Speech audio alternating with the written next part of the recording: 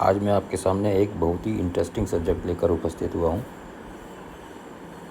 और जैसा कि आपने स्क्रीन पर देख ही रहे होंगे कि हम अक्सर सुनते हैं कि साउथ इंडियन स्टाइल या दक्षिण भारतीय तरीके की कुंडली और जो नॉर्थ इंडिया की जो कुंडली है, जो कि महाराष्ट्र से ऊपर तक चलती है कश्मीर तक, उसमें काफ़ी फ़र्क रहता है।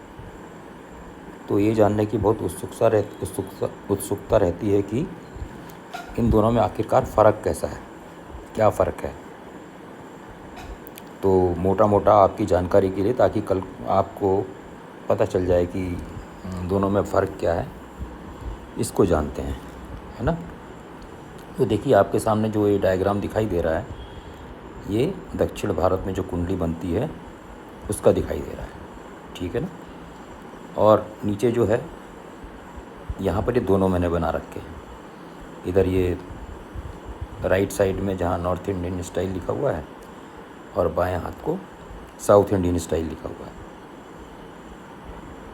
तो देखिए, इसमें जो मेजर फ़र्क क्या है कि जैसा कि हम नॉर्थ इंडिया वाली में क्या होता है कि कुंडली में जो हमारे जो राशियाँ चलती हैं, देखिए हम इसी में सामने आते हैं। नॉर्थ इंडिया में राशि कैसे चलती है, देखिए सबसे पहले लग्न भाव है, उसमें 6 नंबर लिखा हुआ है। उसके बाद 7, 8, 9, 10, ये हमारे देखिए एंटी क्लॉकवाइज घूम रही हैं राशियाँ, ठीक है ना। जिधर घड़ी की सुई चलती है उसके विपरीत घूम रही हैं, आपने जज किया होगा इसमें, ठीक है ना। और इसमें देखिए साउथ इंडियन स्टाइल में क्या है कि ये क्लॉकवाइज घूम रही हैं। देखिए 1, 2, 3, ऊपर से 4, 5, 6, 7, ऐसे ये क्लॉकवाइज इसमें राशियाँ घूमती हैं। तो ये सबसे बड़ा फ़र्क तो यही है। और डायग्राम का फ़र्क तो आपने देख ही लिया, ठीक है ना। दूसरा फ़र्क क्या है कि इसमें साउथ इंडियन वाली में राशियाँ फिक्स रहती हैं। जैसे नॉर्थ इंडिया में राशि फिक्स नहीं होगी। मान लीजिए गुरु है या कहीं है, या XYZ कोई भी प्लेनेट है या ग्रह है, तो वो बदलता रहता है, कभी किसी भाव में, कभी किसी भाव में। लेकिन जो साउथ इंडिया वाली में है, इसमें राशियाँ फिक्स रहती हैं। देखिए जो मीन लिखा हुआ है, ये मीन हमेशा यहीं पर रहेगी, ठीक है ना। मेष जो लिखा हुआ है, मेष राशि यहीं पर रहेगी। वृष, मिथुन, इस प्रकार से जो राशियाँ हैं ये फिक्स रहेंगी, चाहे किसी की भी कुंडली हो, चाहे मेरी हो, चाहे आपकी हो, चाहे किसी की भी हो, ये सब फिक्स रहेंगी यहाँ पर। कन्या यहाँ पर इस देखिए इधर कोने में है, तो कन्या यहीं पर ही लिखा जाएगा, है ना। लेकिन यहाँ पर देखिए, यहाँ पर बदलता रहता है, आपने अक्सर देखा होगा। तो ये भी एक बहुत बड़ा डिफरेंस है दोनों में।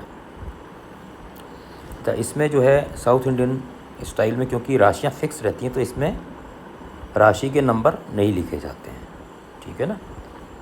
क्योंकि हमको मालूम है राशियाँ तो वहीं पर होनी है। और जो लग्न भाव होता है, जैसे हमारे नॉर्थ इंडिया वाली में है, लग्न भाव प्रथम भाव होता है ना। जो मैं आपको इसमें देखिए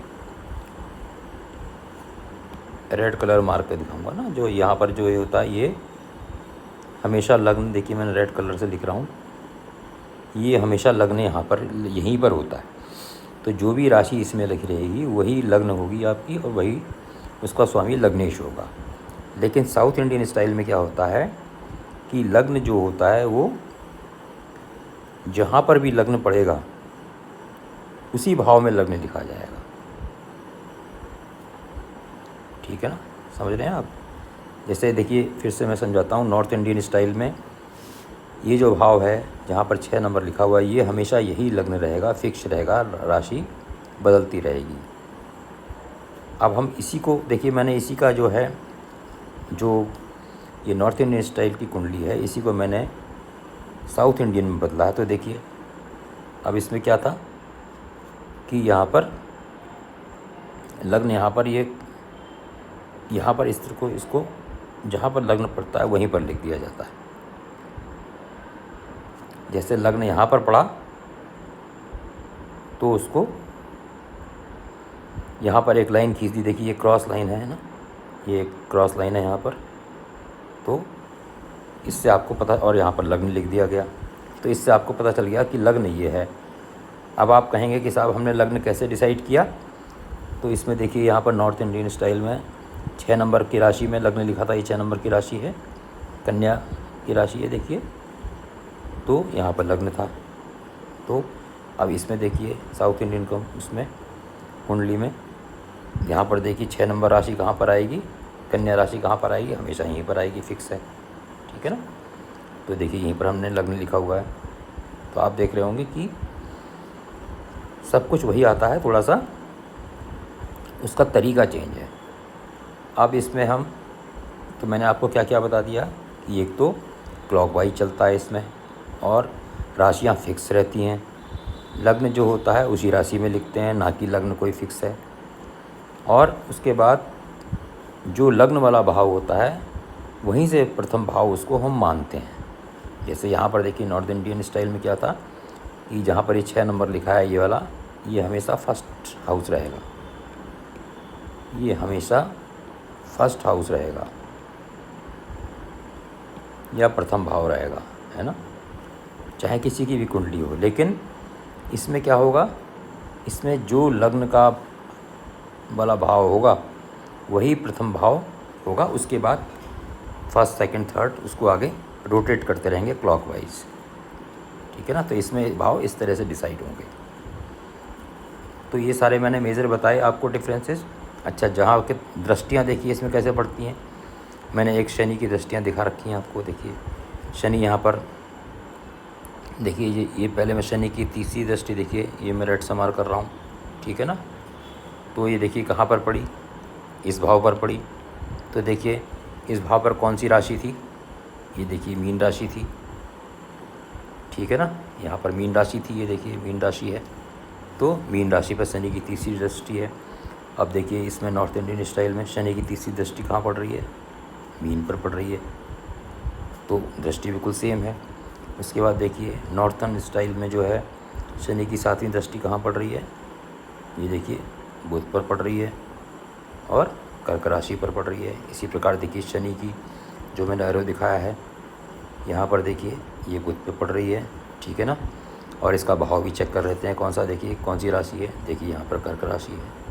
तो यहाँ पर भी कर्क राशि और बुध यहाँ पर प्लेनेट बैठे हुए हैं। इसी प्रकार से दशम दृष्टि भी देख लीजिए यहाँ पर पड़ रही है।